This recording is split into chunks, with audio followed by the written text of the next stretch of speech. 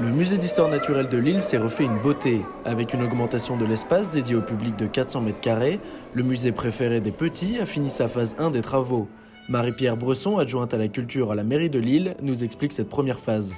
Nous avons déplacé l'entrée du musée qui était rue de Bruxelles pour la mettre rue Gosselet, dans l'entrée principale, avec un meilleur accueil dédié au public, puisque 400 m² ont été rajoutés, notamment un très joli café-boutique que vous avez visité qui permet d'avoir un endroit de convivialité qui peut d'ailleurs se prolonger avec une jolie terrasse. On a 400 m² d'accueil qui ont été ajoutés dans la première phase de travaux.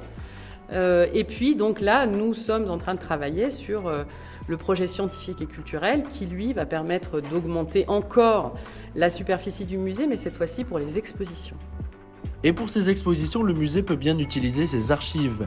Cachées du grand public jusqu'à présent, alors qu'il ne représente que 5% de sa collection, le musée souhaite faire de ces 4 collections différentes un tout. L'objet, c'est évidemment pas d'exposer les 100%, ce serait fastidieux en fait, mais c'est de permettre au public de comprendre à quoi sert cette accumulation. C'est-à-dire qu'on accumule aussi du savoir et de la connaissance, et que ce savoir et cette connaissance sont nécessaires pour avoir un retour d'où nous venons et vers quoi nous allons. Donc en fait, c'est ça l'objet. Alors, il s'agit de montrer que ces collections, d'abord, forment un tout. Et donc, c'est à partir de cette conservation-là que s'élabore un savoir qui ensuite est vulgarisé dans les expositions. Et là, il y a un travail de médiation qui doit être fait, puisque ce musée, vous le savez, c'est le musée préféré des Lillois, et en particulier des petits Lilloises et des petites Lilloises.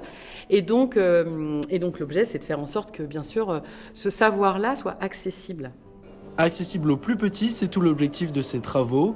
Grande nouveauté, un espace dédié aux expositions temporaires confectionnées avec du matériel réutilisable. À cela est ajouté un coin des curiosités pour que ce musée d'histoire naturelle soit un musée de l'homme, de la nature et de la civilisation. Judith Pargamin, directrice du musée, nous parle de cette nouveauté.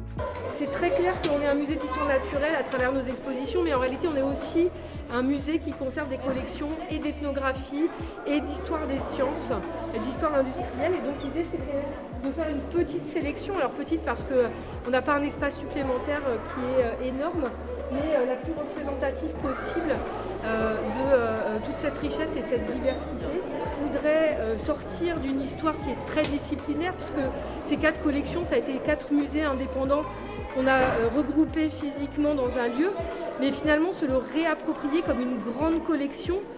Marie-Pierre le disait, une grande collection qui est quasiment d'anthropologie culturelle et de sciences naturelles et qui parle de la manière dont l'homme habite son environnement. La phase 2 des travaux débutera en 2023, après un concours architectural qui a déjà débuté en février dernier. Cette deuxième phase vise à récupérer 1000 m² d'espace d'exposition afin que le musée d'histoire naturelle devienne enfin le musée de l'homme, de la nature et de la civilisation.